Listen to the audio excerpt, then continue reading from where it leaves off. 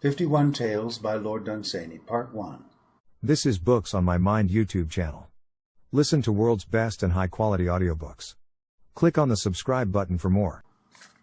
The Assignation. Fame, singing in the highways and trifling as she sang, with sordid adventurers, passed the poet by. And still the poet made for her little chaplets of song to deck her forehead in the courts of time. And still she wore instead the worthless garlands that boisterous citizens flung to her in the ways, made out of perishable things. And after a while, whenever these garlands died, the poet came to her with his chaplets of song. And still she laughed at him and wore the worthless wreaths, though they always died at evening. And one day in his bitterness the poet rebuked her, and said to her, "Lovely Fame, even in the highways and the byways you have not forborne to laugh and shout and jest with worthless men. And I have toiled for you and dreamed of you, and you mock me and pass me by." And Fame turned her back on him and walked away, but in departing she looked over her shoulder and smiled at him as she had not smiled before, and, almost speaking in a whisper, said, "I will meet you in the graveyard at the back of the workhouse in 100 years. Karen leaned forward and rode. All things were one with his weariness. It was not with him a matter of years or of centuries, but of wide floods of time, and an old heaviness and a pain in the arms that had become for him part of the scheme that the gods had made, and was of a piece with eternity. If the gods had even sent him a contrary wind, it would have divided all time in his memory into two equal slabs. So grey were all things always where he was, that if any radiance lingered a moment among the dead on the face of such a queen, perhaps, as Cleopatra, his eyes could not have perceived it. It was strange that the dead nowadays were coming in such numbers. They were coming in thousands where they used to come in 50s. It was neither Karen's duty nor his wont to ponder in his grey soul why these things might be. Karen leaned forward and rode. Then no one came for a while. It was not usual for the gods to send no one down from earth for such a space, but the gods knew best. Then one man came alone, and the little shade sat shivering on a lonely bench, and the great boat pushed off. Only one passenger. The gods knew best.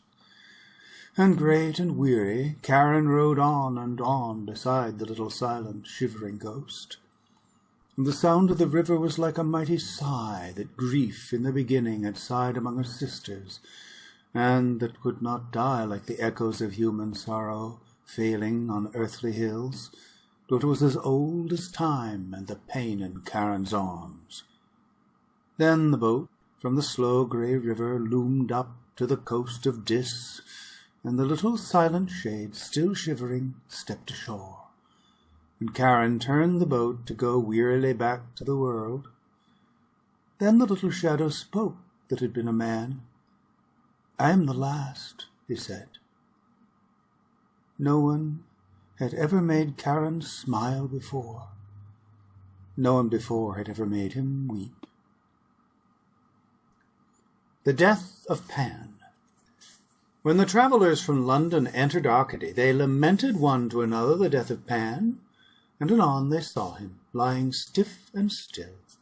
Horned Pan was still, and the dew was on his fur. He had not the look of a live animal. And then they said, "It is true that Pan is dead." And standing melancholy by that huge prone body, they looked for long at memorable Pan. And evening came, and a small star appeared. And presently from a hamlet of some Arcadian valley, with a sound of idle song, Arcadian maidens came. And when they saw there, suddenly in the twilight, that old recumbent god, they stopped in their running and whispered among themselves. "How silly he looks," they said, and thereat they laughed a little. And at the sound of their laughter, Pan leaped up, and the gravel flew from his hooves. And for as long as the travellers stood and listened, the crags and the hilltops of Arcady rang with the sounds of pursuit. The Sphinx at Giza. I saw the other day the Sphinx's painted face. She had painted her face in order to ogle time, and he has spared no other painted face in all the world but hers. Delilah was younger than she, and Delilah is dust. Time hath loved nothing but this worthless painted face. I do not care that she is ugly, nor that she has painted her face, so that she only lure his secret from time. Time dallies like a fool at her feet when he should be smiting cities. Time never wearies of her silly smile. There are temples all about her that he has forgotten to spoil. I saw an old man go by, and time never touched him. Time that has carried away the 7 gates of Thebes. She has tried to bind him with ropes of eternal sand. She had hoped to oppress him with the pyramids. He lies there in the sand with his foolish hair all spread about her paws. If she ever finds his secret, we will put out his eyes, so that he shall find no more our beautiful things. There are lovely gates in Florence that I fear he will carry away. We have tried to bind him with song and with old customs, but they only held him for a little while, and he has always smitten us and mocked us. When he is blind, he shall dance to us and make sport. Great, clumsy Time shall stumble and dance, who like to kill little children, and can hurt even the daisies no longer. Then shall our children laugh at him who slew Babylon's winged bulls, and smote great numbers of the gods and fairies, when he is shorn of his hours and his years. We will shut him up in the pyramid of Cheops, in the great chamber where the sarcophagus is. Thence we will lead him out when we give our feasts. He shall ripen our corn for us, and do menial work. We will kiss thy painted face, O Sphinx, if thou wilt betray to us time. And yet I fear that in his ultimate anguish he may take hold blindly of the world and the moon, and slowly pull down upon him the house of man. The Hen. All along the farmyard gables the swallows sat a row, twittering uneasily to one another, telling of many things, but thinking only of summer in the south, for autumn was afoot and the north wind waiting. And suddenly one day they were all quite gone, and every one spoke of the swallows in the south. "I think I shall go south myself next year," said a hen. And the year wore on, and the swallows came again, and the year wore on, and they sat again on the gables, and all the poultry discussed the departure of the hen. And very early one morning, the wind being from the north, the swallows all soared suddenly, and felt the wind in their wings, and a strength came upon them, and a strange old knowledge, and a more than human faith. And flying high, they left the smoke of our cities and small remembered eaves, and saw at last the huge and homeless sea, and steering by grey sea currents went southward with the wind. And going south they went by glittering fog banks, and saw old islands lifting their heads above them. They saw the slow quests of the wandering ships, and divers seeking pearls, and lands at war, till there came in view the mountains that they sought, and the sight of the peaks they knew. And they descended into an austral valley, and saw summer sometimes sleeping and sometimes singing song. "I think the wind is about right," said the hen, and she spread her wings and ran out of the poultry yard, and she ran fluttering out onto the road and some way down until she came to a garden. At evening she came back panting. And in the poultry yard she told the poultry how she had gone south as far as the high road, and saw the great world's traffic going by, and came to lands where the potato grew, and saw the stubble upon which men live, and at the end of the road had found a garden. And there were roses in it, beautiful roses, and the gardener himself was there with his braces on. "How extremely interesting," the poultry said, "and what a really beautiful description." And the winter wore away, and the bitter months went by, and the spring of the year appeared, and the swallows came again. "We have been to the south," they said, "and the valleys beyond the sea." But the poultry would not agree that there was a sea in the south. "You should hear our hen," they said. Wind and Fog. "Way for us," said the north wind, as he came down the sea on an errand of old winter, and he saw before him the grey, silent fog that lay along the tides. "Way for us," said the north wind, "O ineffectual fog, for I am winter's leader in his age-old war with the ships. I overwhelm them suddenly in my strength, or drive upon them the huge seafaring bergs. I cross an ocean while you move a mile. There is mourning in inland places when I have met the ships. I drive them upon the rocks and feed the sea. Wherever I appear, they bow to our lord the winter." And to his arrogant boasting nothing said the fog. Only he rose up slowly and trailed away from the sea, and, crawling up long valleys, took refuge among the hills. And night came down, and everything was still, and the fog began to mumble in the stillness, and I heard him telling infamously to himself the tale of his horrible spoils.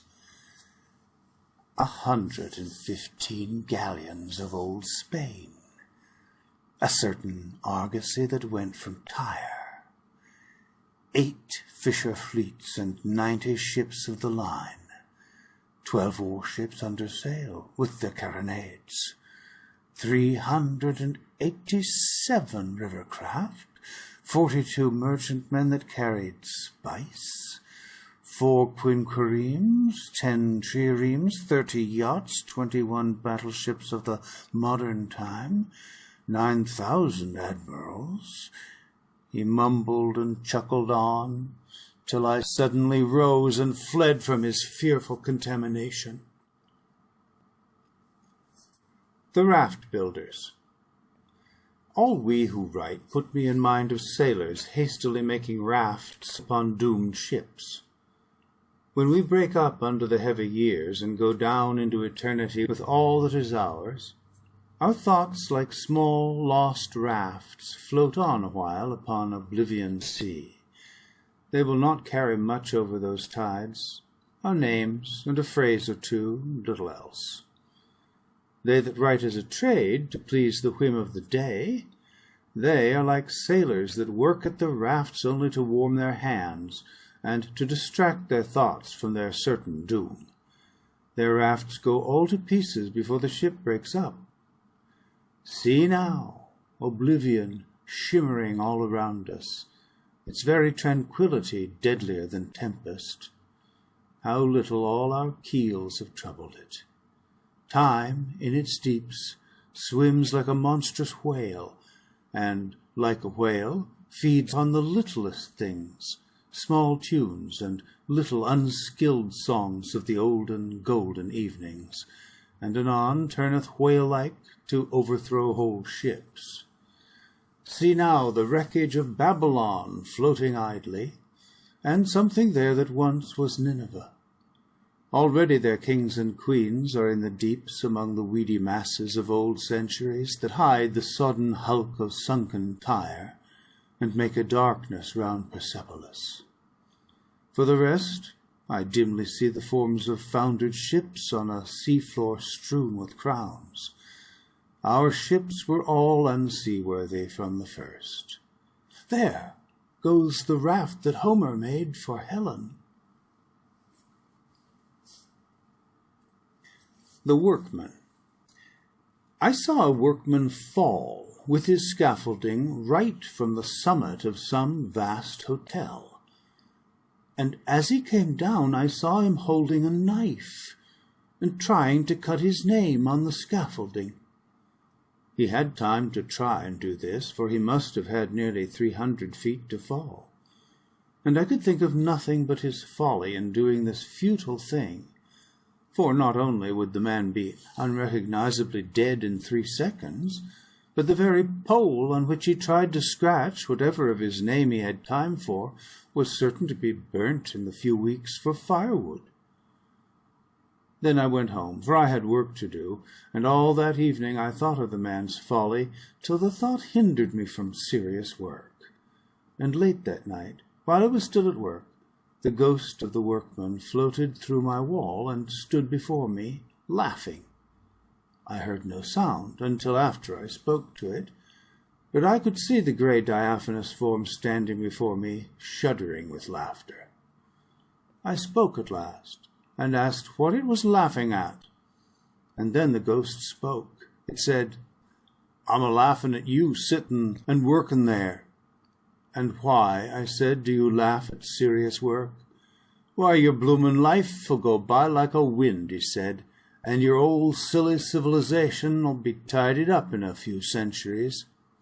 Then he fell to laughing again, and this time audibly, and, laughing still, faded back through the wall again and into the eternity from which he had come.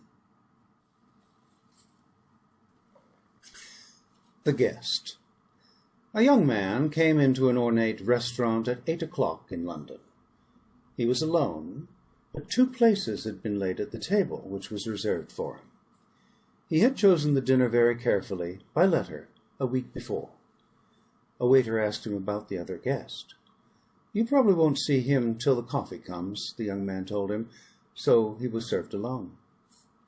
Those at adjacent tables might have noticed the young man continually addressing the empty chair, and carrying on a monologue with it throughout his elaborate dinner. "I think you knew my father," he said to it over the soup. "I sent for you this evening," he continued, "because I want you to do me a good turn. In fact, I must insist on it." There was nothing eccentric about the man, except for this habit of addressing an empty chair. Certainly he was eating as good a dinner as any sane man could wish for.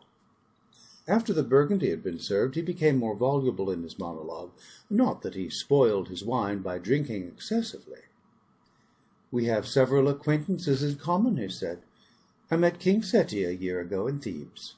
I should think he has altered very little since you knew him. I thought his forehead a little low for a king's. Cheops has left the house that he built for your reception. He must have prepared for you for years and years. I suppose you have seldom been entertained like that. I ordered this dinner over a week ago. I thought then that a lady might have come with me, but as she wouldn't, I've asked you.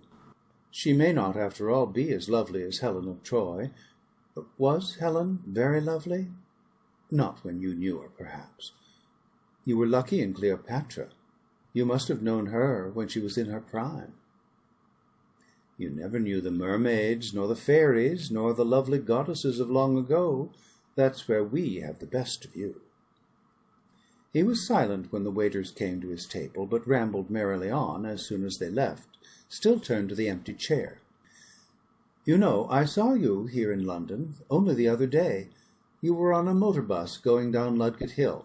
It was going much too fast. London is a good place, but I shall be glad enough to leave it. It was in London I met the lady that I was speaking about. If it hadn't been for London, I probably shouldn't have met her. And if it hadn't been for London, she probably wouldn't have had so much besides me to amuse her. It cuts both ways." He paused once to order coffee, gazing earnestly at the waiter and putting a sovereign into his hand. "Don't let it be chicory," said he. The waiter brought the coffee, and the young man dropped a tabloid of some sort into his cup. "I don't suppose you come here very often," he went on. "Well, you probably want to be going. I haven't taken you much out of your way. There is plenty for you to do in London." Then, having drunk his coffee, he fell on to the floor by a foot of the empty chair, and a doctor who was dining in the room bent over him and announced to the anxious manager the visible presence of the young man's guest. Death and Odysseus.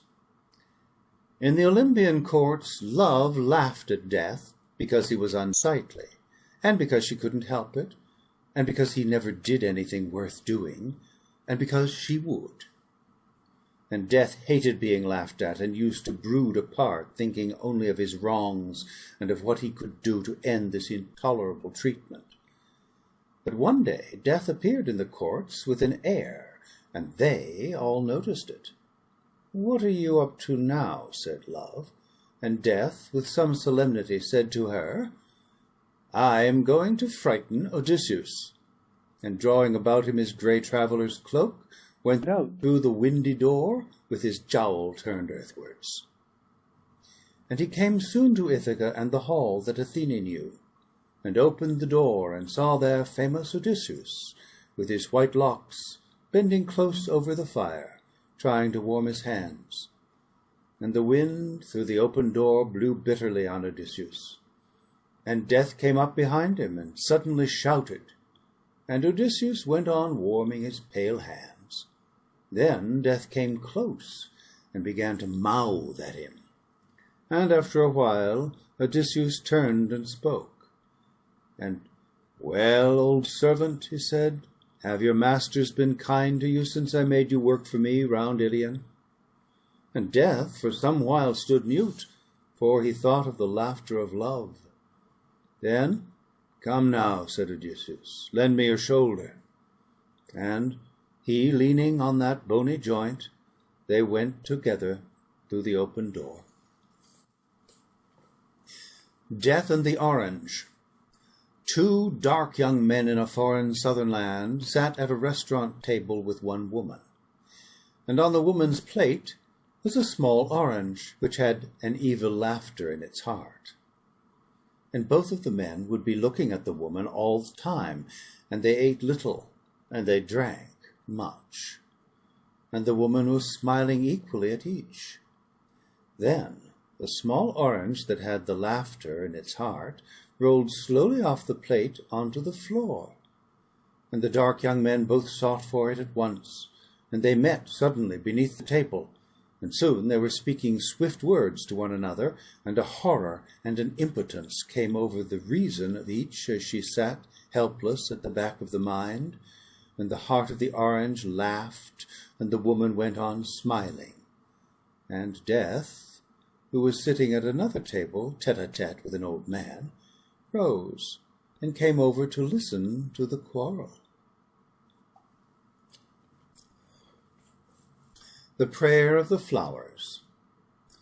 It was the voice of the flowers on the west wind, the lovable, the old, the lazy west wind, blowing ceaselessly, blowing sleepily, going Greecewards.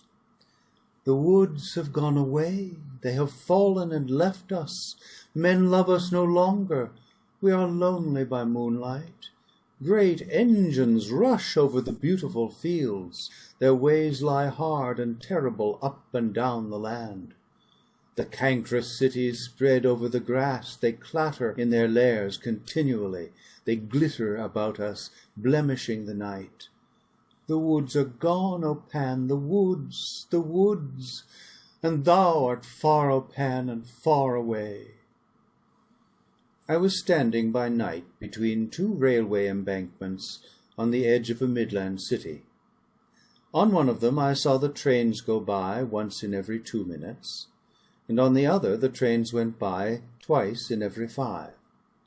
Quite close were the glaring factories, and the sky above them wore the fearful look that it wears in dreams of fever. The flowers were right in the stride of that advancing city, and thence I heard them sending up their cry. And then I heard, beating musically upwind, the voice of Pan, reproving them from Arcady, "Be patient a little, these things are not for long." Time and the Tradesman.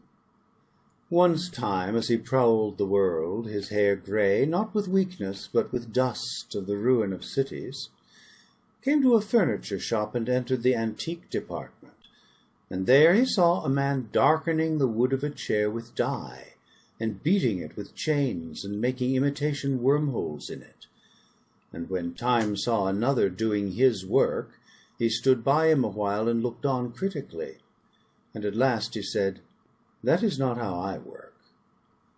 And he turned the man's hair white, and bent his back, and put some furrows in his little cunning face, then turned and strode away, for a mighty city that was weary and sick, and too long had troubled the fields, was sore in need of him. The little city. I was in the predestined 11:8 from Goragwood to Drogheda, when I suddenly saw the city. It was a little city in a valley, and only seemed to have a little smoke, and the sun caught the smoke and turned it golden, so that it looked like an old Italian picture where angels walk in the foreground and the rest is a blaze of gold.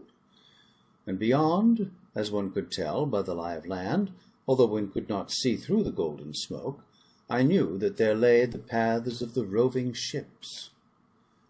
All round there lay a patchwork of small fields all over the slopes of the hills, and the snow had come upon them tentatively. But already the birds of the waste had moved to the sheltered places, for every omen boded more to fall. Far away some little hills blazed like an aureate bulwark, broken off by age and fallen from the earthward rampart of paradise. And aloof and dark the mountains stared unconcernedly seawards. And when I saw those grey and watchful mountains, sitting where they sat, while the cities of the civilizations of Araby and Asia arose like crocuses, and like crocuses fell, I wondered for how long there would be smoke in the valley, and little fields on the hills. The unpasturable fields. Thus spake the mountains, Behold us, even us, the old ones, the grey ones, that wear the feet of time. Time on our rocks shall break his staff and stumble, and still we shall sit majestic, even as now, hearing the sound of the sea, our old coeval sister, who nurses the bones of her children and weeps for the things she has done. Far, far we stand above all things, befriending the little cities until they grow old and leave us to go among the myths. We are the most imperishable mountains. And softly the clouds foregathered from far places, and crag on crag and mountain upon mountain in the likeness of Caucasus upon Himalaya came riding past the sunlight upon the backs of storms, and looked down idly from their golden heights upon the crests of the mountains. Ye pass away, said the mountains, and the clouds answered, as I dreamed or fancied, we pass away, indeed we pass away. But upon our unpasturable fields Pegasus prances. Here Pegasus gallops and browses upon song, which the larks bring to him every morning from far terrestrial fields. His hoofbeats ring upon our slopes at sunrise, as though our fields were of silver, and breathing the dawn wind in dilated nostrils, with head tossed upwards, and with quivering wings he stands and stares from our tremendous heights, and snorts, and sees far future wonderful wars rage in the creases and the folds of the togas that cover the knees of the gods. The Worm and the Angel. As he crawled from the tombs of the fallen, a worm met with an angel. And together they looked upon the kings and kingdoms and youths and maidens and the cities of men. They saw the old men heavy in their chairs, and heard the children singing in the fields. They saw far wars and warriors and walled towns, wisdom and wickedness, and the pomp of kings, and the people of all the lands that the sunlight knew. And the worm spake to the angel, saying, Behold my food. Be dakeon parathina poluflos boio talases, murmured the angel, for they walked by the sea. And can you destroy that too? And the worm paled in his anger to a greyness ill to behold, for 3,000 years he had tried to destroy that line, and still its melody was ringing in his head. The Songless Country.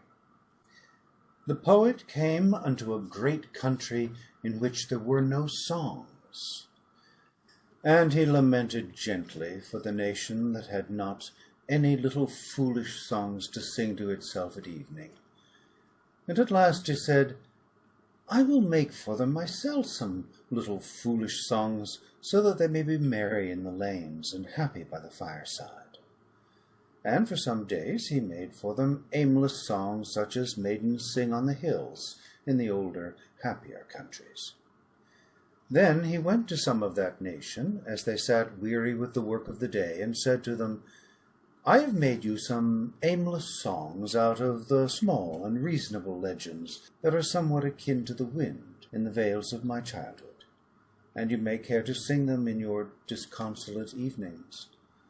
And they said to him, If you think we have time for that kind of nonsense nowadays, you cannot know much of the progress of modern commerce. And then the poet wept, for he said, Alas, they are damned. The latest thing. I saw an unclean feeder by the banks of the river of time. He crouched by orchards numerous with apples in a happy land of flowers. Colossal barns stood near, which the ancients had stored with grain, and the sun was golden on serene far hills behind the level lands.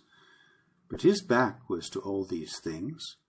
He crouched and watched the river, and whatever the river chanced to send him down, the unclean feeder clutched at greedily with his arms, wading out into the water.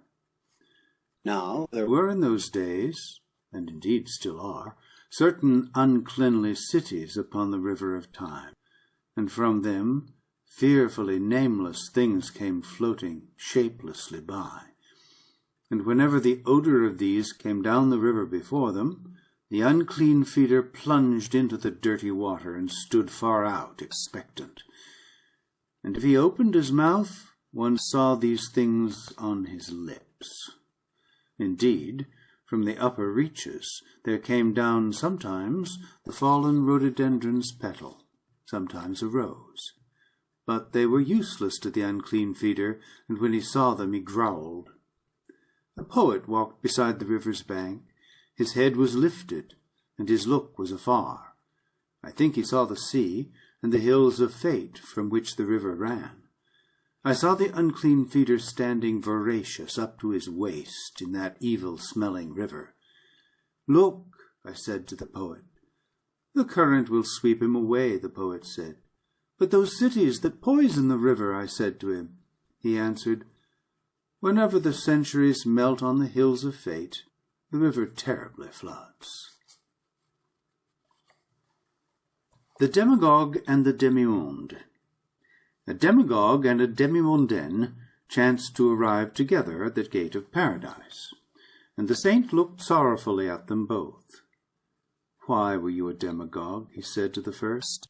Because, said the demagogue, I stood for those principles that have made us what we are, and have endeared our party to the great heart of the people. In a word, I stood unflinchingly on the plank of popular representation. And you, said the saint, to her of the demimonde. I wanted money, said the demimondaine. And after some moments' thought, the saint said, Well, come in, though you don't deserve to. But to the demagogue he said, We genuinely regret that the limited space at our disposal, and our unfortunate lack of interest in those questions that you have gone so far to inculcate, and have so ably upheld in the past, prevent us from giving you the support for which you seek. And he shut the golden door. The Giant Poppy. I dreamt that I went back to the hills I knew, whence on a clear day you can see the walls of Ilion and the plains of Roncesvalles. There used to be woods along the tops of those hills with clearings in them where the moonlight fell, and there, when no one watched, the fairies danced. But there were no woods when I went back, no fairies, nor distant glimpse of Ilion or plains of Roncesvalles. Only one giant poppy waved in the wind, and as it waved it hummed, "Remember not." And by its oak-like stem a poet sat, dressed like a shepherd and playing an ancient tune softly upon a pipe. I asked him if the fairies had passed that way or anything olden. He said, "The poppy has grown apace and is killing gods and fairies. Its fumes are suffocating the world, and its roots drain it of its beautiful strength." And I asked him why he sat on the hills I knew playing an olden tune.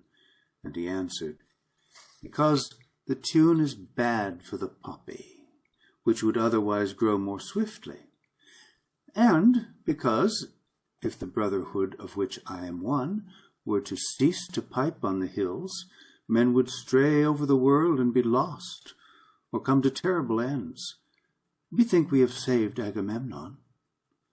Then he fell to piping again that olden tune, while the wind among the poppy's sleepy petals murmured, "Remember not, remember not." Roses. I know a roadside where the wild rose blooms with a strange abundance. There is a beauty in the blossoms, too, of an almost exotic kind, a taint of deeper pink that shocks the Puritan flowers. 200 generations ago, generations I mean of roses, this was a village street. There was a floral decadence when they left their simple life, and the roses came from the wilderness to clamor round the houses of men. Of all the memories of that little village, of all the cottages that stood there, of all the men and women whose homes they were, nothing remains but a more beautiful blush on the faces of the roses. I hope that when London is clean passed away, and the defeated fields come back again, like an exiled people returning after a war, they may find some beautiful thing to remind them of it all, because we have loved a little that swart old city. The Man with the Golden Earrings. It may be that I dreamed this. So much at least is certain, that I turned one day from the traffic of a city, and came to its docks, and saw its slimy wharves going down green and steep into the water, and saw the huge grey river slipping by, and the lost things that went with it turning over and over. And I thought of the nations and unpitying time, and saw and marvelled at the queenly ships come newly from the sea. It was then, if I mistake not, that I saw, leaning against a wall, with his face to the ships, a man with golden earrings. His skin had the dark tint of the southern men. The deep black hairs of his moustache were whitened a little with salt. He wore a dark blue jacket, such as sailors wear, and the long boots of seafarers. But the look in his eyes was further afield than the ships. He seemed to be beholding the farthest things. Even when I spoke to him, he did not call home that look, but answered me dreamily with that same fixed stare, as though his thoughts were heaving on far and lonely seas. I asked him what ship he had come by, for there were many there. The sailing ships were there, with their sails all furled and their masts straight and still like a wintry forest. The steamers were there, and great liners, puffing up idle smoke into the twilight. He answered he had come by none of them. I asked him what line he worked on, for he was clearly a sailor. I mentioned well-known lines, but he did not know them. Then I asked him where he worked and what he was, and he said, "I work in the Sargasso Sea, and I am the last of the pirates, the last left alive." And I shook him by the hand, I do not know how many times. I said, "We feared you were dead, we feared you were dead." And he answered sadly, "No, no, I have sinned too deeply on the Spanish seas. I am not allowed to die." The Dream of King Karnavutra. King Karnavutra, sitting on his throne commanding all things, said, "I very clearly saw last night the queenly Vavanirya." Though partly she was hidden by great clouds that swept continually by her, rolling over and over, yet her face was unhidden and shone, being full of moonlight. I said to her, "Walk with me by the great pools in many-gardened, beautiful Istrakhan, where the lilies float that give delectable dreams. Or, drawing aside the curtain of hanging orchids, pass with me thence from the pools by a secret path through the else impassable jungle that fills the only way between the mountains that shut in Istrakhan. They shut it in and look on it with joy at morning and at evening, when the pools are strange with light, till in their gladness sometimes there melts the deadly snow that kills upon lonely heights the mountaineer. They have valleys among them older than the wrinkles in the moon. Come with me thence, or linger there with me, and either we shall come to romantic lands, which the men of the caravans only speak of in song, or else we shall listlessly walk in a land so lovely that even the butterflies that float about it, when they see their images flash in the sacred pools, are terrified by their beauty, and each night we shall hear the myriad nightingales, all in one chorus, sing the stars to death. Do this, and I will send heralds far from here with tidings of thy beauty, and they shall run and come to Sendara, and men shall know it there who herd brown sheep. And from Sendara the rumour shall spread on, down either bank of the holy river of Zoth, till the people that make wattles in the plains shall hear of it and sing. But the heralds shall go northward along the hills until they come to Suma, and in that golden city they shall tell the kings that sit in their lofty alabaster house of thy strange and sudden smiles. And often in distant markets shall thy story be told by merchants out from Suma, as they sit telling careless tales to lure men to their wares. And the heralds passing thence shall come even to Ingra, where they dance, and there they shall tell of thee, so that thy name long hence shall be sung in that joyous city. And there they shall borrow camels, and pass over the sands, and go by desert ways to distant Nirid, to tell of thee to the lonely men in the mountain monasteries. Come with me even now, for it is spring." And as I said this, she faintly yet perceptibly shook her head, and it was only then I remembered my youth was gone, and she dead 40 years. The storm. They saw a little ship that was far at sea, and that went by the name of the Petite Espérance. And because of its uncouth rig and its lonely air, and the look that it had of coming from strangers' lands, they said, "It is neither a ship to greet nor desire, nor yet to succour when in the hands of the sea." And the sea rose up, as is the wont of the sea, and the little ship from afar was in its hands, and frailer than ever seemed its feeble masts, with their sails of fantastic cut, and their alien flags. And the sea made a great and very triumphing voice, as the sea doth. And then there arose a wave that was very strong, even the 9th-born son of the hurricane and the tide, and hid the little ship, and hid the whole of the far parts of the sea. Thereat said those who stood on the good dry land, "'Twas but a little worthless alien ship, and it is sunk at sea, and it is good and right that the storm have spoiled."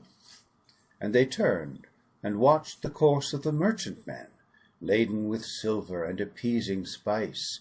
Year after year they cheered them into port, and praised their goods and their familiar sails. And many years went by.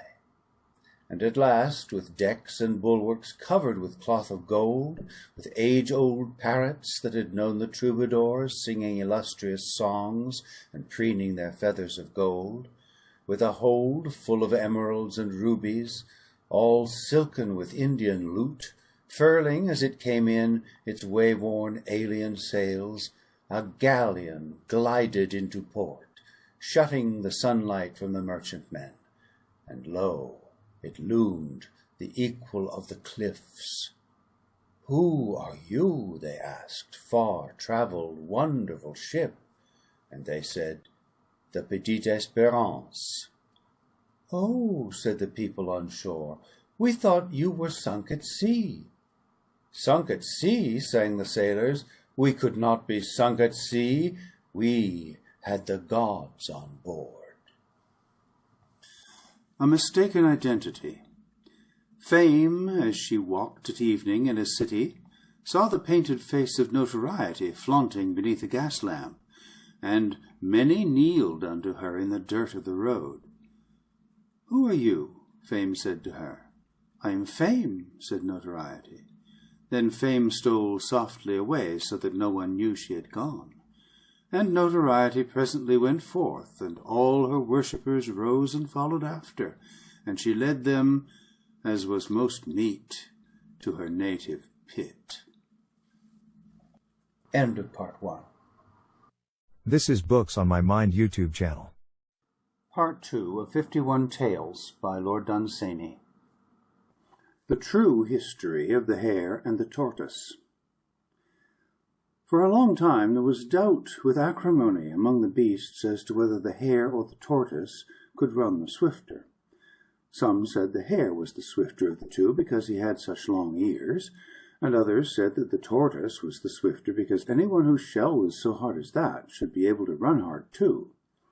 And lo, the forces of estrangement and disorder perpetually postponed a decisive contest. But when there was nearly war among the beasts, at last an arrangement was come to, and it was decided that the hare and the tortoise should run a race of 500 yards, so that all should see who was right. "Ridiculous nonsense," said the hare, and it was all his backers could do to get him to run. "The contest is most welcome to me," said the tortoise. "I shall not shirk it." Oh, how his backers cheered! Feeling ran high on the day of the race. The goose rushed at the fox and nearly pecked him. Both sides spoke loudly of the approaching victory up to the very moment of the race. "I am absolutely confident of success," said the tortoise. But the hare said nothing. He looked bored and cross.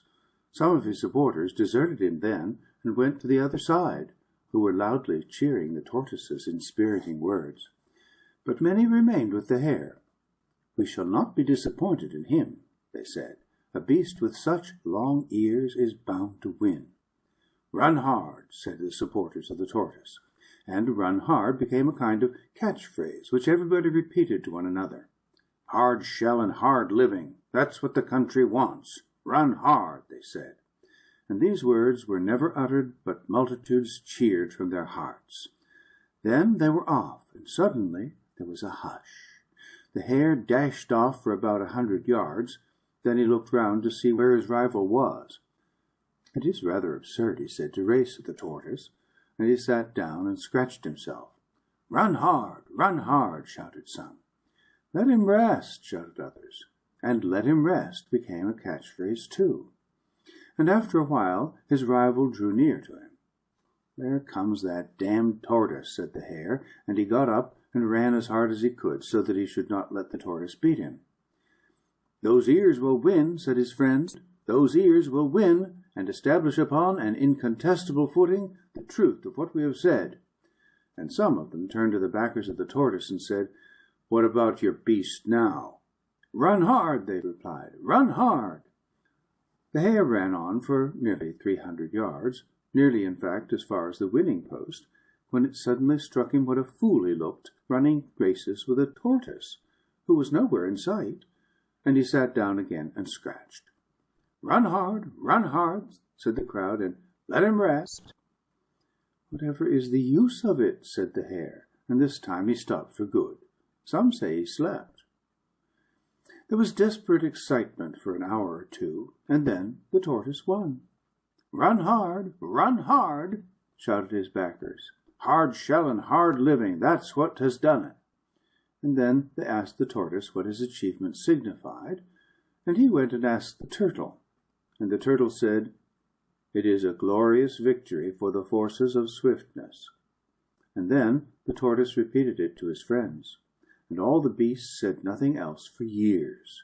And even to this day, a glorious victory for the forces of swiftness is a catchphrase in the house of the snail. And the reason that this version of the race is not widely known is that very few of those that witnessed it survived the great forest fire that happened shortly after. It came up over the Weald by night with a great wind. The hare and the tortoise, and a very few of the beasts, saw it far off from a high bare hill that was at the edge of the trees, and they hurriedly called a meeting to decide what messenger they should send to warn the beasts in the forest. They sent the tortoise. Alone the Immortals. I heard it said that far away from here, on the wrong side of the deserts of Cathay, and in a country dedicate to winter, are all the years that are dead. And there a certain valley shuts them in, and hides them, as rumor has it, from the world, but not from the sight of the moon, nor from those that dream in its rays. And I said, I will go from here by ways of dream, and I will come to that valley, and enter it, and mourn there for the good years that are dead. And I said, I will take a wreath of mourning, and lay it at their feet in token of my sorrow for their dooms. And when I sought about among the flowers for my wreath of mourning, the lily looked too large, and the laurel looked too solemn, and I found nothing frail enough nor slender to serve as an offering to the years that were dead. And at last I made a slender wreath of daisies, in the manner that I had seen them made in one of the years that is dead.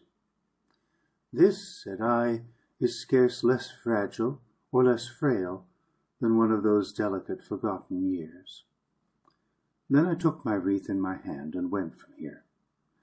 And when I had come by paths of mystery to that romantic land, where the valley that rumor told of lies close to the mountainous moon, I searched among the grass for those poor slight years for whom I had brought my sorrow and my wreath. And when I found there nothing in the grass, I said, Time has shattered them, and swept them away, and left not even any faint remains. But looking upward at the blaze of the moon, I suddenly saw colossi sitting near, and towering up and blotting out the stars, and filling the night with blackness. And at those idols' feet I saw praying and making obeisance kings and the days that are, and all times, and all cities, and all nations, and all their gods. Neither the smoke of incense nor of the sacrifice burning reached those colossal heads. They sat there, not to be measured, not to be overthrown, not to be worn away. I said, Who are those? One answered, Alone the Immortals. And I said sadly, I came not to see dread gods, but I came to shed my tears and to offer flowers at the feet of certain little years that are dead and may not come again. He answered me, These are the years that are dead, alone the Immortals. All years to be are their children. They fashioned their smiles and their laughter. All earthly kings they have crowned. All gods they have created. All the events to be flow down from their feet like a river. The worlds are flying pebbles that they have already thrown, and time and all his centuries behind him kneel there with bended crests in token of vassalage at their potent feet. And when I heard this, I turned away with my wreath and went back to my own land, comforted. A moral little tale. There was once an earnest Puritan who held it wrong to dance, and for his principles he labored hard. His was a zealous life. And there loved him all of those who hated the dance, and those that loved the dance respected him too. They said, He is a pure, good man that acts according to his lights. He did much to discourage dancing, and helped to close several Sunday entertainments. Some kinds of poetry he said he liked, but not the fanciful kind, as that might corrupt the thoughts of the very young. He always dressed in black. He was interested in morality, and was quite sincere, and there grew to be much respect on earth for his honest face and his flowing pure white beard. One night the devil appeared to him in a dream, and said, "Well done." "Avaunt," said that earnest man. "No, friend," said the devil. "Dare not to call me friend," he answered gravely. Come, friend," said the devil, "have you not done my work? Have you not put apart the couples that would dance? Have you not checked their laughter and their accursed mirth? Have you not worn my livery of black? Oh, friend, you do not know what a detestable thing it is to sit in hell and hear people being happy, and singing in theatres, and singing in the fields, and whispering after dances under the moon." And he fell to cursing frightfully. "It is you," said the Puritan, "that put into their hearts the evil desire to dance, and black is God's own livery, not yours." And the devil laughed contemptuously, and spoke. "He only made the silly colors," he said, "and useless dawns on hill slopes facing south, and butterflies flapping along them as soon as the sun rose high, and foolish maidens coming out to dance, and the warm, mad west wind, and worst of all, that pernicious influence, love." And when the devil said that God made love, that earnest man sat up in bed and shouted, "Blasphemy! Blasphemy!" "It's true," said the devil. "It isn't I that send the village fools muttering and whispering 2 by 2 in the woods when the harvest moon is high. It's as much as I can bear even to see them dancing." "Then," said the man, "I have mistaken right for wrong. But as soon as I wake I will fight you yet." "Oh, no, you don't," said the devil. "You don't wake up out of this sleep." And somewhere far away hell's black steel doors were opened, and arm in arm those two were drawn within, and the doors shut behind them, and still they went arm in arm, trudging further and further into the deeps of hell. And it was that Puritan's punishment to know that those that he cared for on earth would do evil as he had done. The return of song. "The swans are singing again," said to one another the gods. And looking downwards, for my dreams had taken me to some fair and far Valhalla, I saw below me an iridescent bubble, not greatly larger than a star, shine beautifully but faintly, and up from it, looking larger and larger, came a flock of white, innumerable swans, singing and singing and singing, till it seemed as though even the gods were wild ships swimming in music. "What is it?" I said to one that was humble among the gods. "Only a world has ended," he said to me, "and the swans are coming back to the gods, returning the gift of song." "A whole world dead?" I said. "Dead," said he that was humble among the gods. "The worlds are not forever. Only song is immortal. Look, look," he said. "There will be a new one soon." And I looked, and saw the larks going down from the gods. Spring in town. At a street corner sat and played with a wind Winter disconsolate. Still tingled the fingers of the passers-by, and still their breath was visible, and still they huddled their chins into their coats when, turning a corner, they met with a new wind. Still windows, lighted early, sent out into the street the thought of romantic comfort by evening fires. These things still were, yet the throne of winter tottered, and every breeze brought tidings of further fortresses lost on lakes or boreal hill slopes. And not any longer as a king did winter appear in those streets, as when the city was decked with gleaming white to greet him as a conqueror, and he rode in with his glittering icicles and haughty retinue of prancing winds. But he sat there with a little wind at the corner of the street, like some old blind beggar with his hungry dog. And, as to some old blind beggar, death approaches, and the alert ears of the sightless man prophetically hear his far-off footfall. So there came suddenly to Winter's ears the sound from some neighboring garden of Spring approaching as she walked on daisies, and Spring approaching looked at huddled inglorious Winter. "Begone," said Spring. "There is nothing for you to do here," said Winter to her.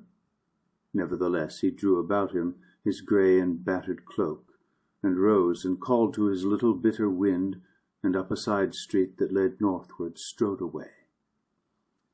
Pieces of paper and tall clouds of dust went with him as far as the city's outer gate. He turned then and called to Spring. "You can do nothing in this city," he said.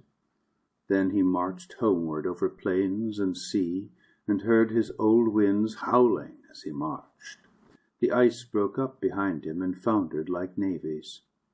To left and to right of him flew the flocks of sea-birds, and far before him the geese's triumphant cry went like a clarion. Greater and greater grew his stature as he went northward, and ever more kingly his mien. Now he took baronies at a stride, and now counties, and came again to the snow-white frozen lands, where the wolves came out to meet him, and, draping himself anew with old grey clouds, strode through the gates of his invincible home, two old ice barriers swinging on pillars of ice that had never known the sun. So the town was left to Spring, and she peered about to see what she could do with it. Presently she saw a dejected dog coming prowling down the road. So she sang to him, and he gambolled. I saw him next day strutting by with something of an air. Where there were trees, she went to them and whispered, and they sang the arboreal song that only trees can hear, and the green buds came peeping out, as stars, while yet it is twilight, secretly, one by one. She went to gardens, and awaked from dreaming the warm maternal earth. In little patches, bare and desolate, she called up like a flame the golden crocus, or its purple brother, like an emperor's ghost. She gladdened the graceless backs of untidy houses, here with a weed, there with a little grass. She said to the air, "Be joyous." Children began to know that daisies blew in unfrequented corners. Buttonholes began to appear in the coats of the young men. The work of Spring was accomplished. How the enemy came to Thlunrena. It had been prophesied of old and foreseen from the ancient days that its enemy would come upon Thlunrena, and the date of its doom was known, and the gate by which it would enter. Yet none had prophesied of the enemy who he was, save that he was of the gods, though he dwelt with men. Meanwhile, Thlunrena, that secret lamasery, that chief cathedral of wizardry, was the terror of the valley in which it stood, and of all lands round about it.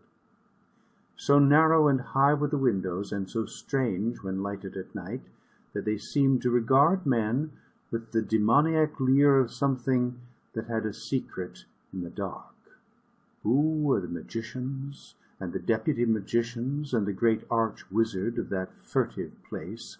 Nobody knew, for they went veiled and hooded and cloaked completely in black.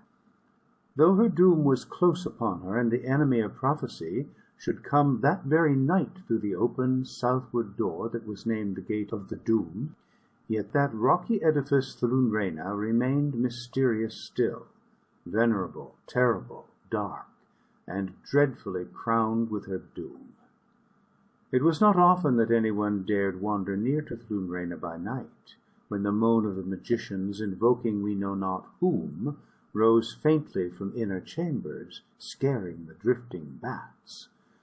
But on the last night of all, the man from the black-thatched cottage by the 5 pine trees came, because he would see Thlunrena once again before the enemy that was divine but that dwelt with men should come against it, and it should be no more. Up the dark valley he went like a bold man, but his fears were thick upon him. His bravery bore their weight, but stooped a little beneath them. He went in at the southward gate that is named the Gate of the Doom. He came into a dark hall, and up a marble stairway passed, to see the last of Flunrena. At the top a curtain of black velvet hung, and he passed into a chamber heavily hung with curtains, with a gloom in it that was blacker than anything they could account for. In a sombre chamber beyond, seen through a vacant archway, magicians with lighted tapers plied their wizardry and whispered incantations. All the rats in the place were passing away, going whimpering down the stairway. The man from the black-thatched cottage passed through that second chamber. The magicians did not look at him, and did not cease to whisper. He passed from them through heavy curtains, still of black velvet, and came into a chamber of black marble, where nothing stirred. Only one taper burned in the third chamber. There were no windows. On the smooth floor and under the smooth wall a silk pavilion stood, with its curtains drawn close together. This was the Holy of Holies of that ominous place, its inner mystery. One on each side of it, dark figures crouched, either of men or women, or cloaked stone, or of beasts trained to be silent. When the awful stillness of the mystery was more than he could bear, the man from the black-thatched cottage by the 5 pine trees went up to the silk pavilion, and with a bold and nervous clutch of the hand drew one of the curtains aside, and saw the inner mystery, and laughed. And the prophecy was fulfilled, and Flunrena was never more a terror to the valley. But the magicians passed away from their terrific halls, and fled through the open fields, wailing and beating their breasts. For laughter was the enemy that was doomed to come against Flunrena through her southward gate that was named the Gate of Doom, and it is of the gods, but dwells with man. A losing game. Once in a tavern man met face to skull with death. Man entered gaily, but death gave no greeting. He sat with his jowl morosely over an ominous wine. "Come, come," said man, "we have been antagonists long, and if I were losing, I should not be surly." But death remained unfriendly, watching his bowl of wine, and gave no word in answer.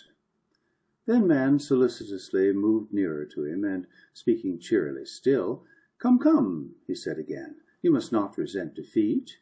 And still death was gloomy and cross, and sipped at his infamous wine, and would not look up at man, and would not be companionable. But man hated gloom either in beast or god, and it made him unhappy to see his adversary's discomfort, all the more because he was the cause, and still he tried to cheer him. "Have you not slain the Dinotherium?" he said. "Have you not put out the moon?" "Why, he will beat me yet." And with a dry and barking sound death wept, and nothing said.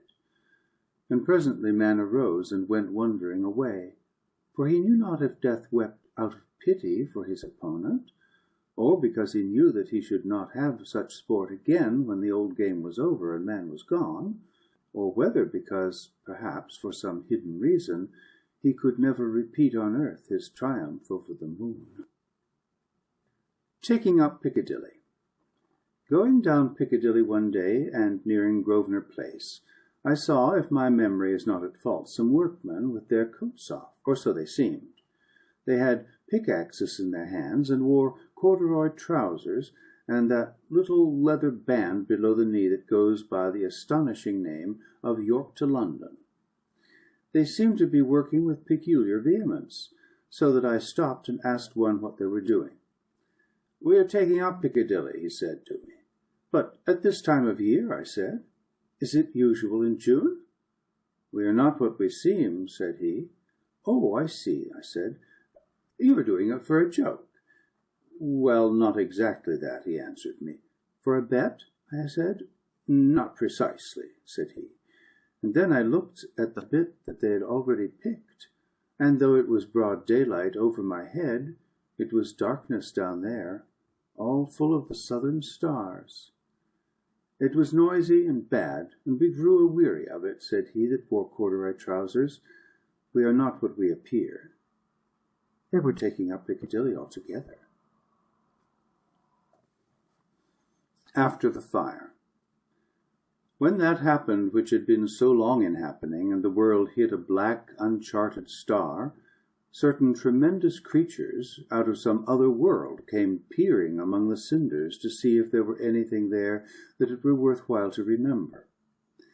They spoke of the great things that the world was known to have had. They mentioned the mammoth, and presently they saw man's temples, silent and windowless, staring like empty skulls. "Some great thing has been here," one said, "in these huge places." "It was the mammoth," said one. "Something greater than he," said another. And then they found that the greatest thing in the world had been the dreams of man. The city. In time, as well as in space, my fancy roams far from here. It led me once to the edge of certain cliffs that were low and red and rose up out of a desert. A little way off in the desert there was a city. It was evening, and I sat and watched the city. Presently I saw men by threes and fours come softly stealing out of that city's gate, to the number of about 20. I heard the hum of men's voices speaking at evening. "It is well they are gone," they said. "It is well they are gone. We can do business now. It is well they are gone." And the men that had left the city sped away over the sand, and so passed into the twilight. "Who are these men?" I said to my glittering leader. "The poets," my fancy answered. "The poets and artists." "Why do they steal away?" I said to him. "And why are the people glad that they have gone?" He said, "It must be some doom that is going to fall on the city. Something has warned them, and they have stolen away. Nothing may warn the people." I heard the wrangling voices, glad with commerce, rise up from the city, and then I also departed, for there was an ominous look on the face of the sky. And only 1,000 years later I passed that way, and there was nothing, even among the weeds, of what had been that city. The food of death. Death was sick, but they brought him bread that the modern bakers make, whitened with alum, and the tinned meats of Chicago, with a pinch of our modern substitute for salt. They carried him into the dining room of a great hotel. In that close atmosphere death breathed more freely. And there they gave him their cheap Indian tea. They brought him a bottle of wine that they called champagne. Death drank it up. They brought a newspaper and looked up the patent medicines. They gave him the foods that it recommended for invalids, and a little medicine as prescribed in the paper. They gave him some milk and borax, such as children drink in England. Death arose, ravening, strong, and strode again through the cities. The Lonely Idol. I had from a friend an old, outlandish stone, a little swine-faced idol to whom no one prayed. And when I saw his melancholy case as he sat cross-legged at receipt of prayer, holding a little scourge that the years had broken, and no one heeded the scourge, and no one prayed, and no one came with squealing sacrifice, and he had been a god, then I took pity on the little forgotten thing, and prayed to it, as perhaps they prayed long since, before the coming of the strange dark ships, and humbled myself, and said, "O idol, idol of the hard pale stone, invincible to the years, O scourge-holder, give ear, for behold I pray. O little pale green image, whose wanderings are from far, know thou that here in Europe, and in other lands near by, too soon there pass from us the sweets and song, and the lion strength of youth. Too soon do their cheeks fade, their hair grow grey, and our beloved die. Too brittle is beauty, too far off is fame, and the years are gathered too soon. There are leaves, leaves falling, everywhere falling. There is autumn among men, autumn and reaping. Failure there is, struggle, dying and weeping, and all that is beautiful hath not remained, but is even as the glory of morning upon the water. Even our memories are gathered too with the sound of the ancient voices, the pleasant ancient voices that come to our ears no more. The very gardens of our childhood fade, and there dims with the speed of the years even the mind's own eye. Oh, be not any more the friend of time, for the silent hurry of his malevolent feet have trodden down what's fairest. I almost hear the whimper of the years running behind him hound-like, and it takes few to tear us. All that is beautiful he crushes down, as a big man tramples daisies, all that is fairest. How very fair are the little children of men! It is autumn with all the world, and the stars weep to see it. Therefore no longer be the friend of time, who will not let us be, and be not good to him, but pity us, and let lovely things live on for the sake of our tears. Thus prayed I, out of compassion one windy day, to the snout-faced idol, to whom no one kneeled. The Sphinx in Thebes, Massachusetts. There was a woman in a steel-built city who had all that money could buy. She had gold and dividends and trains and houses, and she had pets to play with, but she had no Sphinx. So she besought them to bring her a live Sphinx, and therefore they went to the menageries, and then to the forests, and the desert places, and yet they could find no Sphinx. And she would have been content with a little lion, but that one was already owned by a woman she knew. So they had to search the world again for a Sphinx, and still there was none. But they were not men that it is easy to baffle, and at last they found a Sphinx in a desert at evening, watching a ruined temple whose god she had eaten hundreds of years ago when her hunger was on her. And they cast chains on her, who was still with an ominous stillness, and took her westwards with them, and brought her home. And so the Sphinx came to the steel-built city, and the woman was very glad that she owned a Sphinx. But the Sphinx stared long into her eyes one day, and softly asked a riddle the woman, and the woman could not answer, and she died. And the Sphinx is silent again, and none knows what she will do. The reward. One spirit goes further in dreams than it does by day. Wandering once by night from a factory city, I came to the edge of hell. The place was foul with cinders and cast-off things, and jagged, half-buried things with shapeless edges. And there was a huge angel with a hammer building in plaster and steel. I wondered what he did in that dreadful place. I hesitated, then asked him what he was building. "We are adding to hell," he said, "to keep pace with the times." "Don't be too hard on them," I said, for I had just come out of a compromising age and a weakening country. The angel did not answer. "It won't be as bad as the old hell, will it?" I said. "Worse," said the angel. "How can you reconcile it with your conscience as a minister of grace," I said, "to inflict such a punishment?" They talked like this in the city whence I had come, and I could not avoid the habit of it. "They have invented a new cheap yeast," said the angel. I looked at the legend on the walls of the hell that the angel was building. The words were written in flame. Every 15 seconds they changed their color.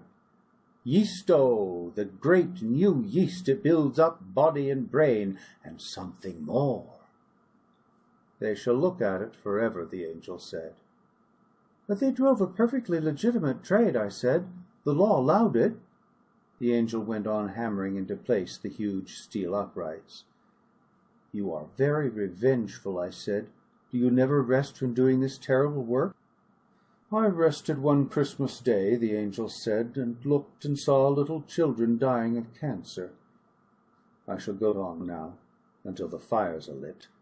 It is very hard to prove, I said, that the yeast is as bad as you think. After all, I said, they must live. And the angel made no answer, but went on building his hell.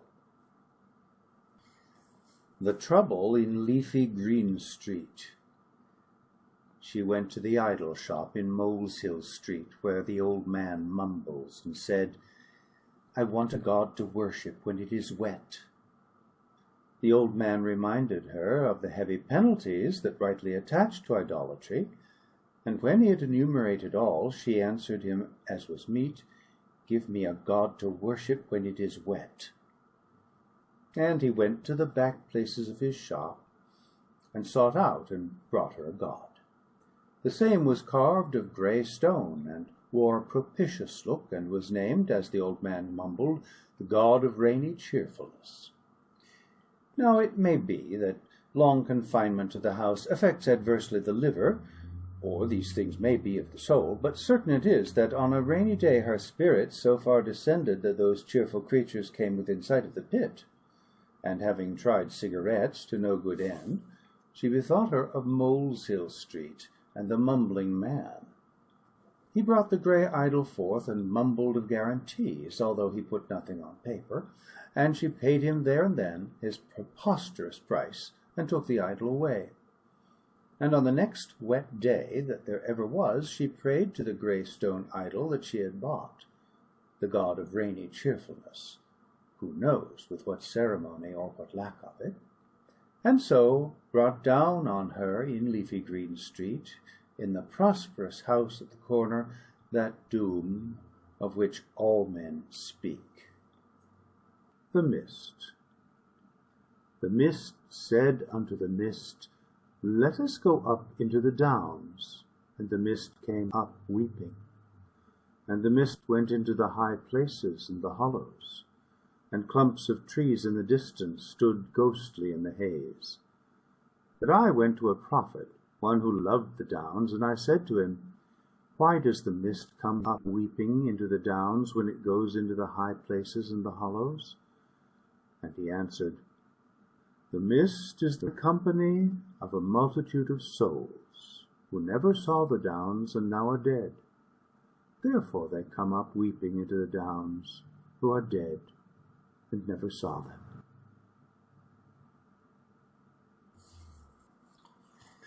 Furrow Maker. He was all in black, but his friend was dressed in brown, members of 2 old families. Is there any change in the way you build your houses? Said he in black. No change, said the other. And you? We change not, he said. A man went by in the distance, riding a bicycle. He is always changing, said the one in black. Of late, almost every century. He is uneasy, always changing. He changes the way he builds his house, does he not? Said the brown one. So my family say, said the other. They say he has changed of late. They say he takes much to cities, the brown one said. My cousin, who lives in Belfries, tells me so, said the black one. He says he is much in cities. And there he grows lean, said the brown one. Yes, he grows lean. Is it true what they say? Said the brown one. Caw, said the black one. Is it true that he cannot live many centuries? No, no, said the black one. Furrow Maker will not die. We must not lose Furrow Maker. He has been foolish of late. He has played with smoke and is sick. His engines have wearied him, and his cities are evil. Yes, he is very sick, but In a few centuries he will forget his folly, and we shall not lose Furrowmaker. Time out of mind, he has delved, and my family have got their food from the raw earth behind him. He will not die." "But they say, do they not," said the brown one, "his cities are noisome, and that he grows sick in them and can run no longer, and that it is with him as it is with us when we grow too many, and the grass has the bitter taste in the rainy season, and our young grow bloated and die." "Who says it?" replied the black one. "Pigeon," the brown one answered. "He came back all dirty. And Hare went down to the edge of the cities once. He says it too. Man was too sick to chase him. He thinks that man will die, and his wicked friend Dog with him. Dog, he will die, that nasty fellow, Dog. He will die too, the dirty fellow." "Pigeon and Hare," said the black one. "We shall not lose Furrowmaker." "Who told you he will not die?" his brown friend said. "Who told me?" the black one said. "My family and his have understood each other times out of mind. We know what follies will kill each other, and what each may survive, and I say that Furrowmaker will not die." "He will die," said the brown one. "Caw," said the other. And man said in his heart, "Just one invention more. There is something I want to do with petrol yet, and then I will give it all up and go back to the woods." Lobster salad.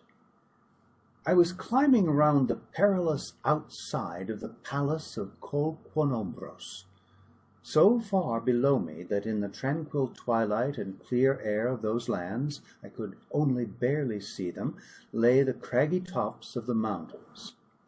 It was along no battlements or terrace edge I was climbing, but on the sheer face of the wall itself, getting what foothold I could where the boulders joined. Had my feet been bare, I was done. But, though I was in my nightshirt, I had on stout leather boots, and their edges somehow held in those narrow cracks. My fingers and wrists were aching.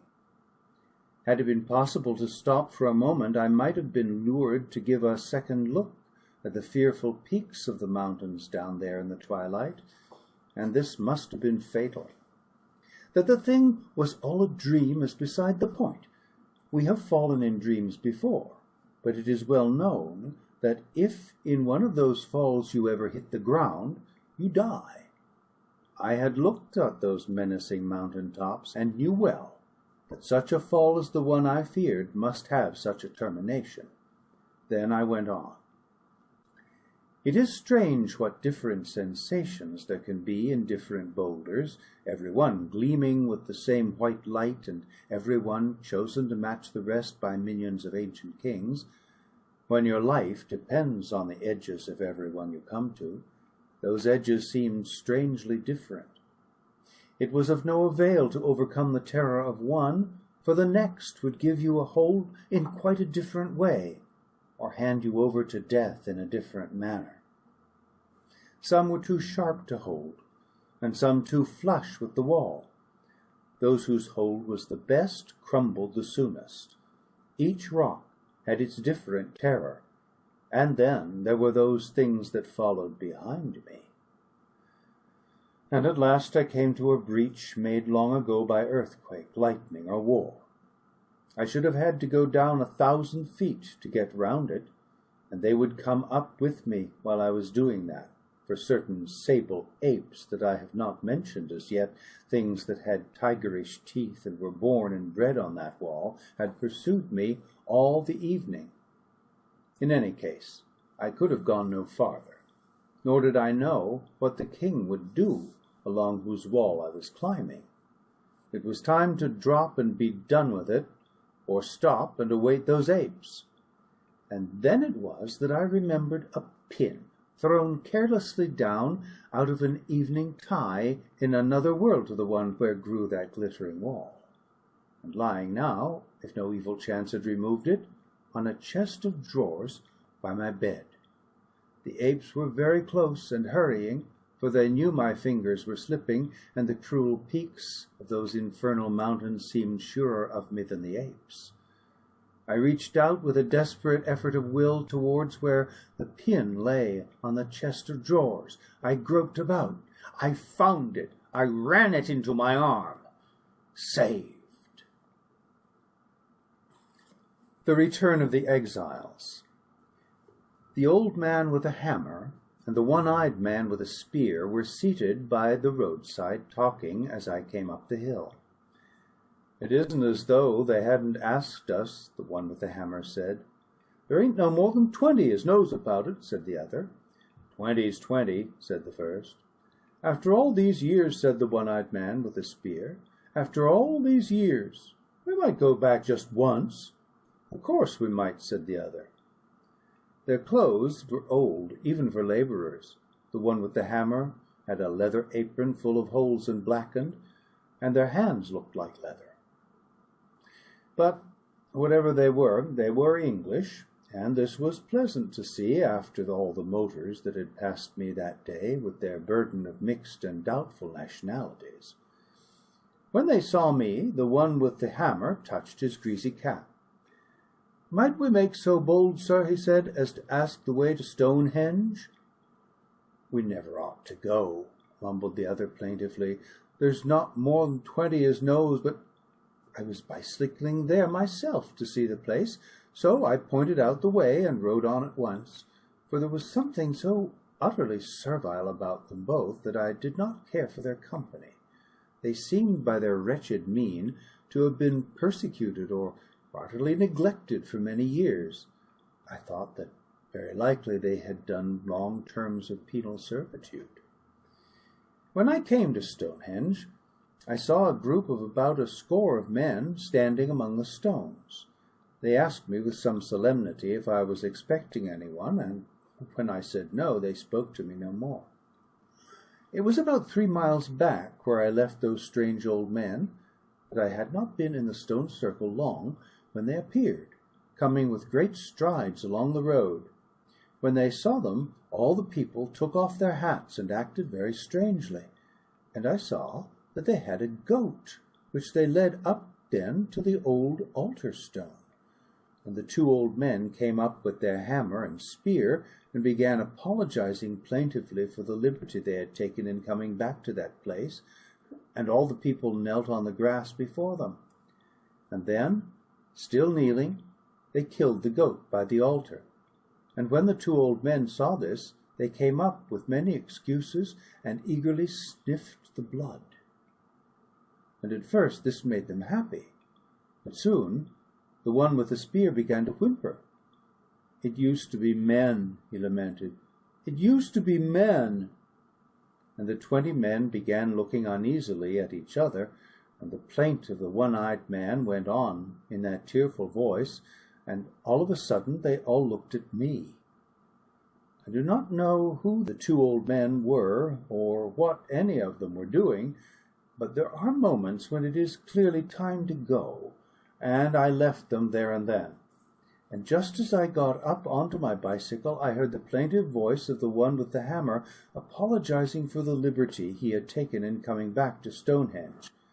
"But after all these years," I heard him crying, "after all these years."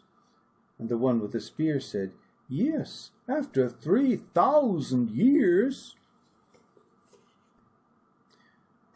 Nature and Time. Through the streets of Coventry one winter's night strode a triumphant spirit. Behind him, stooping, unkempt, utterly ragged, wearing the clothes and look that outcasts have, whining, weeping, reproaching, an ill-used spirit tried to keep pace with him. Continually she plucked him by the sleeve and cried out to him as she panted after, and he strode resolute on. It was a bitter night, yet it did not seem to be the cold that she feared, ill-clad though she was, but the trams and the ugly shops and the glare of the factories, from which she continually winced as she hobbled on, and the pavement hurt her feet. He that strode on in front seemed to care for nothing.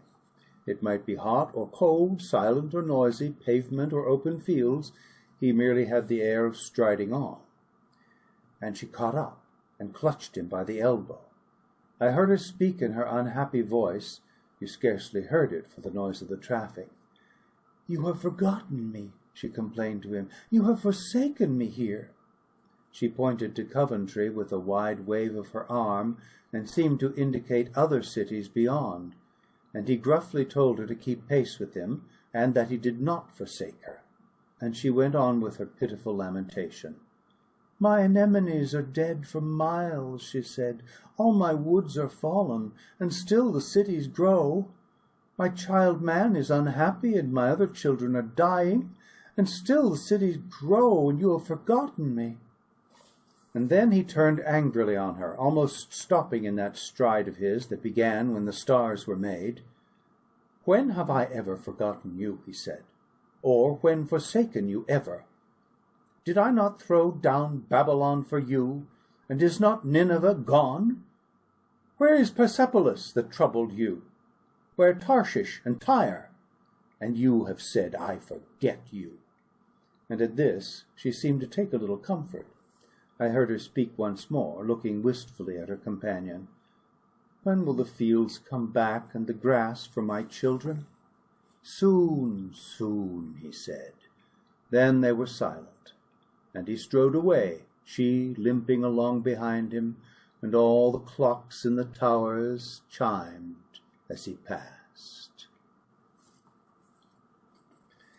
The Song of the Blackbird. As the poet passed the thorn tree, the blackbird sang. "How ever do you do it?" the poet said, for he knew bird language. "It was like this," said the blackbird. "It really was the most extraordinary thing. I made that song last spring. It came to me all of a sudden. There was the most beautiful she-blackbird that the world has ever seen. Her eyes were blacker than lakes are at night. Her feathers were blacker than the night itself, and nothing was as yellow as her beak. She could fly much faster than the lightning. She was not an ordinary she-blackbird. There has never been any other like her at all. I did not dare go near her because she was so wonderful. One day last spring, when it got warm again, it had been cold. We ate berries. Things were quite different then, but spring came and it got warm. One day I was thinking how wonderful she was, and it seemed so extraordinary to think that I should ever have seen her, the only really wonderful she-blackbird in the world, that I opened my beak to give a shout, and then this song came, and there had never been anything like it before.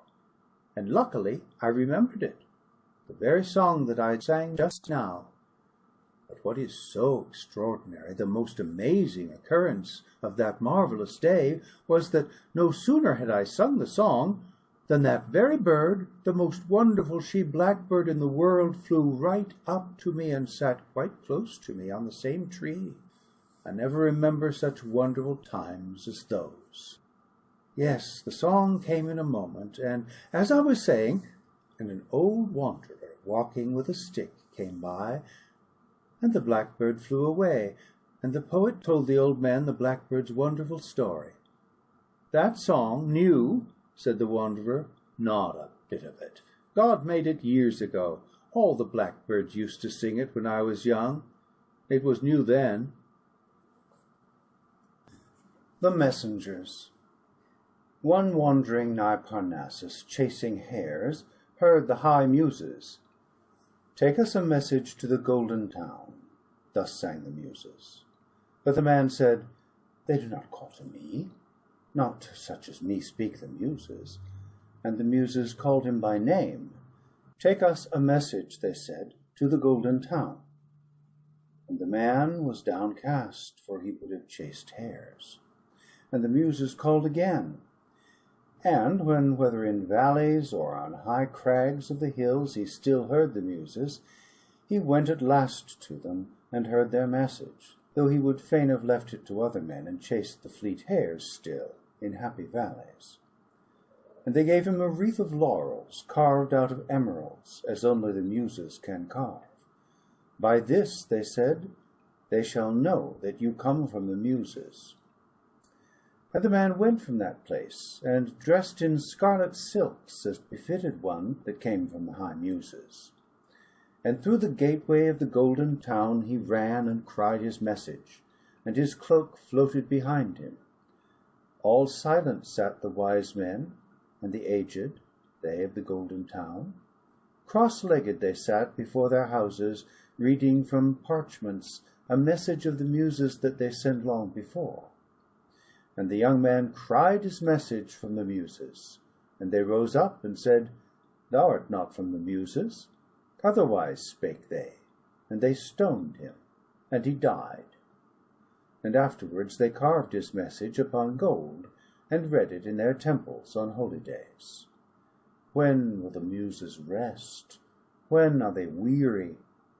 They sent another messenger to the golden town, and they gave him a wand of ivory to carry in his hand, with all the beautiful stories of the world wondrously carved thereon. And only the muses could have carved it. By this, they said, they shall know that you come from the muses. And he came through the gateway of the golden town with the message he had for its people. And they rose up at once in the golden street. They rose from reading the message that they had carved upon gold. The last who came, they said, came with a wreath of laurels, carved out of emeralds, as only the muses can carve. You are not from the muses. And even as they had stoned the last, so also they stoned him. And afterwards they carved his message on gold, and laid it up in their temples. When will the muses rest? When are they weary? Even yet once again they sent a messenger under the gateway of the golden town, and for all that he wore a garland of gold, the high muses gave him a garland of kingcups, soft and yellow, on his head, yet fashioned of pure gold, and by whom but the muses? Yet did they stone him in the golden town. But they had the message, and what care the muses? And yet they will not rest, for some while since I heard them call to me. Go, take our message, they said, unto the golden town. But I would not go. And they spake a second time. Go, take our message, they said. And still I would not go. And they cried out a third time. Go, take our message. And though they cried a third time, I would not go. But morning and night they cried, and through long evenings. When will the muses rest? When are they weary? And when they would not cease to call to me, I went to them, and I said, The golden town is the golden town no longer. They have sold their pillars for brass, and their temples for money. They have made coins out of their golden doors. It is become a dark town, full of trouble. There is no ease in its streets. Beauty has left it, and the old songs are gone. Go, take our message, they cried. And I said to the high muses, You do not understand. You have no message for the golden town, the holy city no longer. Go, take our message, they cried. What is your message? I said to the high muses. And when I heard their message, I made excuses, dreading to speak such things in the golden town. And again they bade me go, and I said, I will not go. None will believe me. And still the muses cry to me all night long. They do not understand. How should they know? The Three Tall Sons. And at last man raised on high the final glory of his civilization, the towering edifice of the ultimate city. Softly beneath him in the deeps of the earth purred his machinery, fulfilling all his needs. There was no more toil for man. There he sat at ease, discussing the sex problem. And sometimes, painfully, out of forgotten fields, there came to his outer door, came to the furthest rampart of the final glory of man, a poor old woman begging. And always they turned her away. This glory of man's achievement, this city was not for her. It was nature that thus came begging in from the fields, whom they always turned away. And away she went again alone to her fields. And one day she came again, and again they sent her hence. But her 3 tall sons came too. These shall go in, she said, even these my sons, to your city. And the 3 tall sons went in. And these are nature's sons, the forlorn ones' terrible children, war, famine, and plague. Yea, and they went in there and found man unawares in his city, still poring over his problems, obsessed with his civilization, and never hearing their tread as those 3 came up behind. Compromise. They built their gorgeous home, their city of glory, above the lair of the earthquake.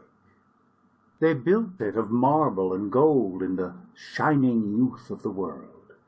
There they feasted and fought and called their city immortal, and danced and sang songs to the gods. None heeded the earthquake in all those joyous streets, and down in the deeps of the earth, on the black feet of the abyss, they that would conquer man mumbled long in the darkness, mumbled and goaded the earthquake to try his strength with that city, to go forth blithely at night, and to gnaw its pillars like bones. And down in those grimy deeps the earthquake answered them, and would not do their pleasure, and would not stir from thence. For who knew who they were who danced all day where he rumbled? And what if the lords of that city, that had no fear of his anger, were haply even the gods? And the centuries plodded by, on and on round the world, and one day they that had danced, they that had sung in that city, remembered the lair of the earthquake in the deeps down under their feet, and made plans one with another, and sought to avert the danger, sought to appease the earthquake and turn his anger away. They sent down singing girls and priests with oats and wine. They sent down garlands and propitious berries, down by dark steps to the black depths of the earth. They sent peacocks newly slain, and boys with burning spices, and their thin white sacred cats, with collars of pearls, all newly drawn from sea. They sent huge diamonds down in coffers of teak, and ointment and strange oriental dyes, arrows and armor, and the rings of their queen. "Oh ho," said the earthquake, in the coolth of the earth. "So, they are not the gods." What we have come to. When the advertiser saw the cathedral spires over the downs in the distance, he looked at them and wept. If only, he said, this were an advertisement of beefo, so nice, so nutritious. Try it in your soup. Ladies like it. The tomb of Pan. Seeing, they said, that old-time Pan is dead, let us now make a tomb for him, and a monument, that the dreadful worship of long ago may be remembered and avoided by all. So said the people of the enlightened lands, and they built a white and mighty tomb of marble. Slowly it rose under the hands of the builders, and longer every evening after sunset it gleamed with rays of the departed sun.